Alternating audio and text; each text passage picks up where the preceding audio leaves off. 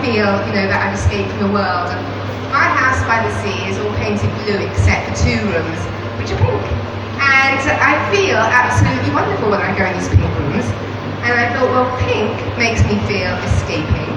And I go into my art shed and I do painting, and that cuts me off from the world. And then when I smell beautiful smells, that transports me again, and I escape sort of wherever I am. So I thought, I'm going to do a pink smelly border, and with an art, you know, an area for art to take place, and I'm going to do a picture. And I thought, well, I can't just do a normal picture because it's got to stay out for 4 days. So I'll do one with nail varnish, because I'm a great reuser and repurposer, and my pedicurist was throwing out lots of nail varnish, and I thought, that's not going to disappear in the rain. So that's the ethos of my garden. But you can't just put a load of pink flowers in, because there's all sorts of different pinks.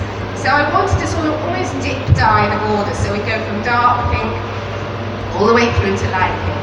But it did take quite a lot of thought to get it right, to make it interesting, but I'm very pleased with the results. I was going to say, are you pleased with it? It looks beautiful, and I think, are you going to be at the border for most of the show? Are you going to be there? Will people be able to come and say hi? Yes, I'm going to be at the board on a fairly regular basis. I'm going to be doing some talks, and I'm going to be talking at the tool shed as well, because I've got an interest in tools that make my life easier.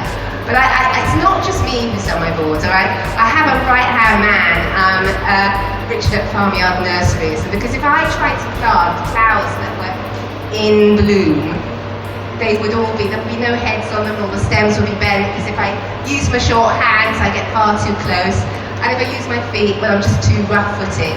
So, you know, it's very much a joint effort, and of course, they're grown, 95% of them, apart from David Austin roses, are grown by Richard in Wales, so it's lovely to have a bit of Wales in Birmingham.